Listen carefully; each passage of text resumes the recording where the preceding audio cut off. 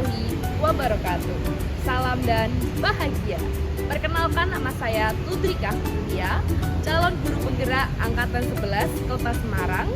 Saya ada satu pantun untuk Bapak Ibu guru semuanya. Berputar-putar ke penjuru galaksi, jatuh juga di kota gede.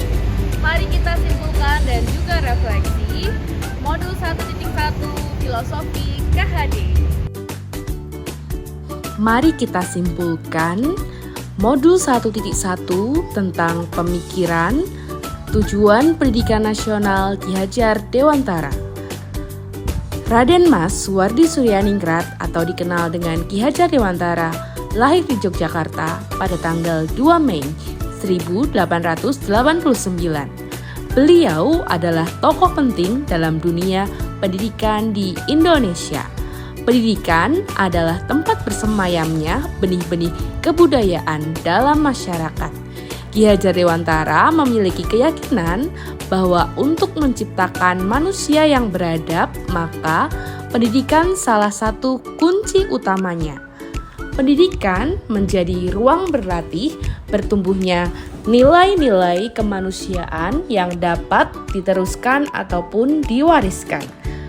Berikut ini ada 6 pokok pemikiran Ki Hajar Dewantara.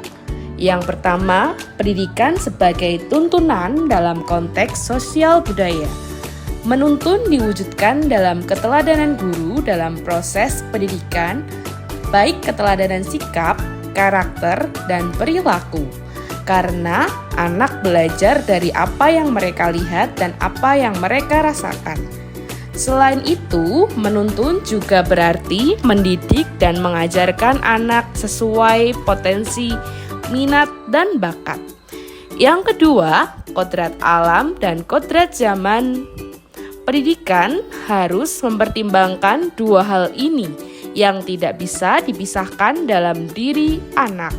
Anak yang memiliki kodrat alam memiliki bakat dan minat yang berbeda-beda, dan kita harus bisa memfasilitasi mereka agar bisa tumbuh secara mandiri dan pembelajaran bisa lebih menyenangkan jika disesuaikan dengan kodrat anak, yaitu bermain.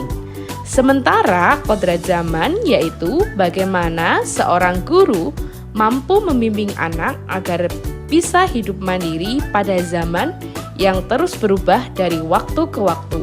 Yang ketiga, guru ibarat seorang petani. Bagaimana seorang guru itu bisa merawat bibit agar tumbuh subur dengan cara mengairi dan diberi pupuk yang sesuai dan menyingkirkan hama yang mampu menghambat tumbuh kembangnya.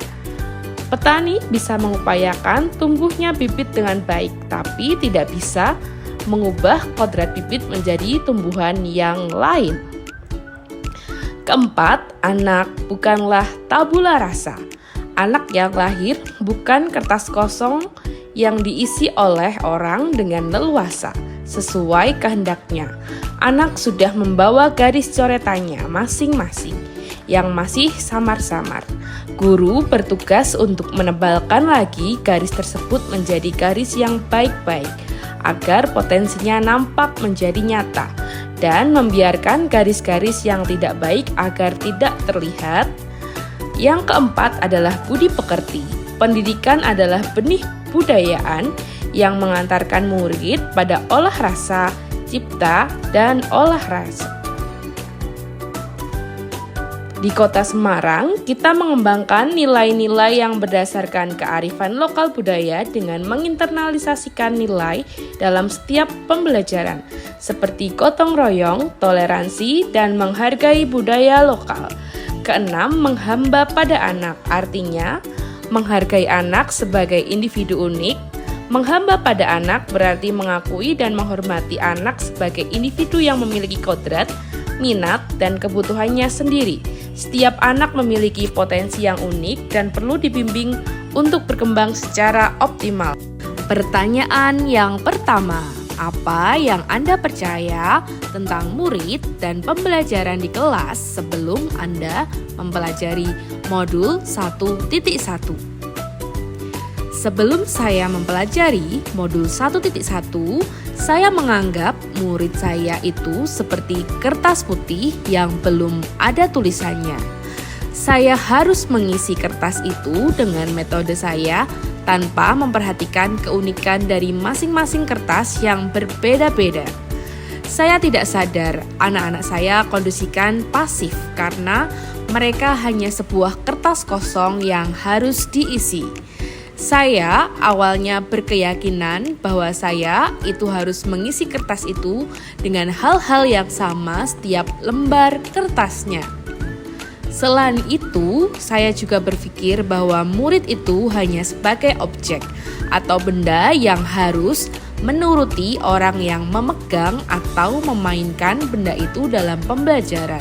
Contohnya, saya menganggap diri saya itu sebagai sumber belajar utama bagi para murid. Para murid harus mengikuti pembelajaran saya hanya di dalam ruang kelas. Mereka harus duduk tenang, memperhatikan saya, menjelaskan, dan mengerjakan tugas-tugas yang saya berikan. Saya cenderung mentransfer ilmu dengan metode ceramah, sehingga kelas terasa membosankan. Saya lebih berfokus mementingkan hasil nilai dari kognitif, tanpa memperhatikan aspek lain yang ada pada diri murid. Misalnya adalah aspek kodrat murid dan aspek budi pekerti. Saya lebih memperlakukan murid hanya menjadi robot yang melakukan setiap perintah dari saya, tanpa saya beri kesempatan untuk mereka melakukan atau menemukan secara langsung ilmu yang sedang mereka pelajari.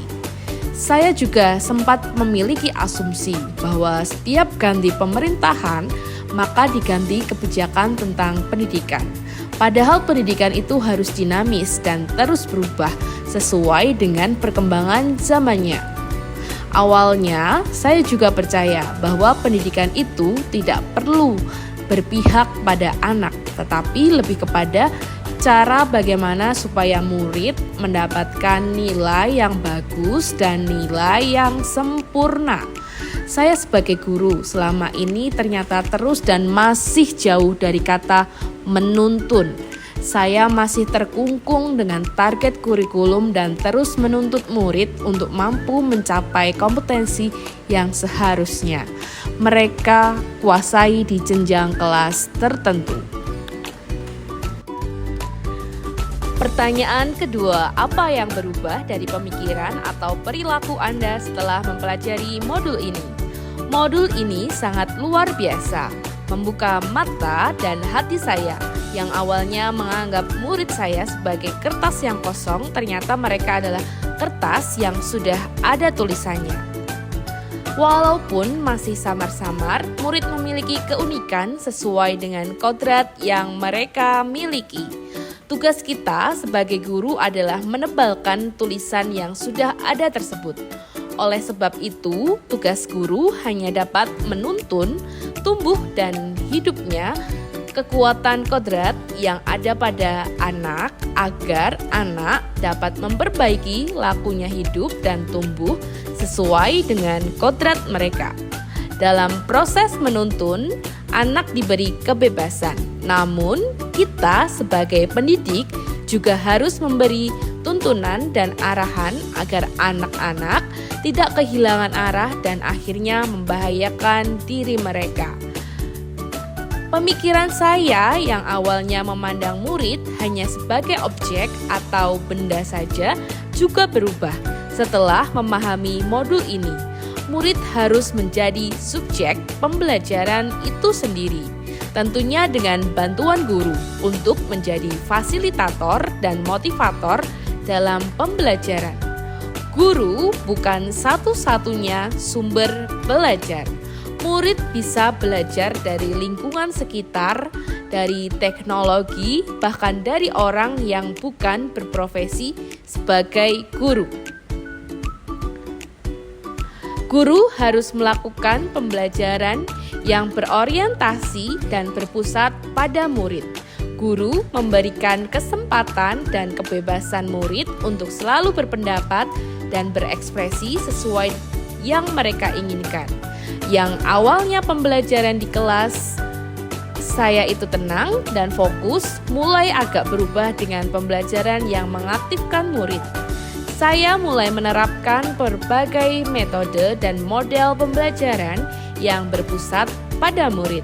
Pembelajaran yang awalnya membosankan dan murid pasif, mulai saya ubah sedikit demi sedikit dengan pembelajaran yang aktif dan menyenangkan. Sesuai kodrat anak yang suka bermain, juga saya terapkan dalam pembelajaran. Misalnya, bermain ular tangga pada pembelajaran matematika, maupun mencari kode-kode rahasia pada materi PPKN yang saya sebarkan di area sekolah, dan masih banyak lagi. Saya juga membebaskan siswa untuk terus berkreasi, misalnya dalam tugas membuat layang-layang yang bisa mereka buat dalam bentuk dan bahan yang berasal dari alam, sesuai kreasi mereka. Pada awalnya, saya berpikiran nilai bagus dan sempurna adalah sebagai tujuan utama dari pembelajaran atau pendidikan. Pemikiran saya berubah, pendidikan bertujuan untuk menuntun segala kodrat yang ada pada anak, agar mereka dapat mencapai keselamatan dan kebahagiaan yang setinggi-tingginya. Aspek kognitif bukan satu-satunya hal terpenting yang ditanamkan pada murid, tapi harus diselaraskan dengan budi pekerti. Selain itu, pemikiran saya juga berubah dari awalnya yang selalu kaget dengan perubahan kurikulum pendidikan, kini menjadi paham bahwa pendidikan harus disesuaikan dengan perkembangan zaman. Pendidikan harus terus bergerak dan tidak boleh diam, dan mampu beradaptasi lebih baik lagi.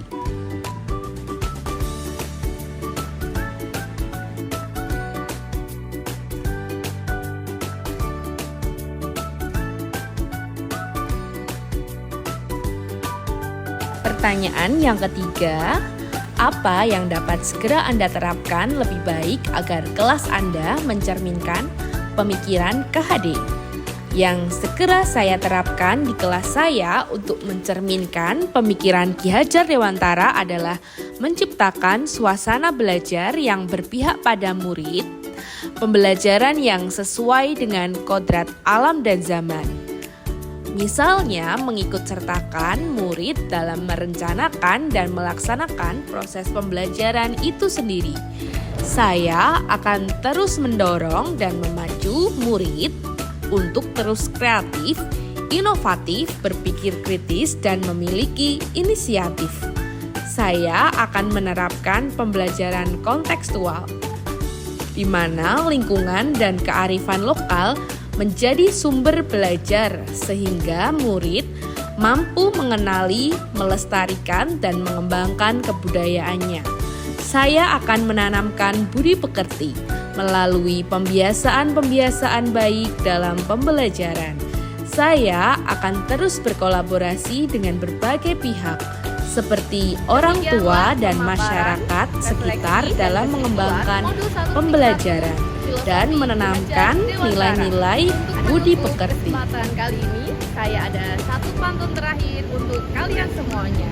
Pergi ke barat membeli seblak, ketemu polisi sedang razia. Tetap semangat guru penggerak, meskipun banyak tugas harus bahagia. Sampai jumpa dan terima kasih. Wassalamualaikum warahmatullahi wabarakatuh.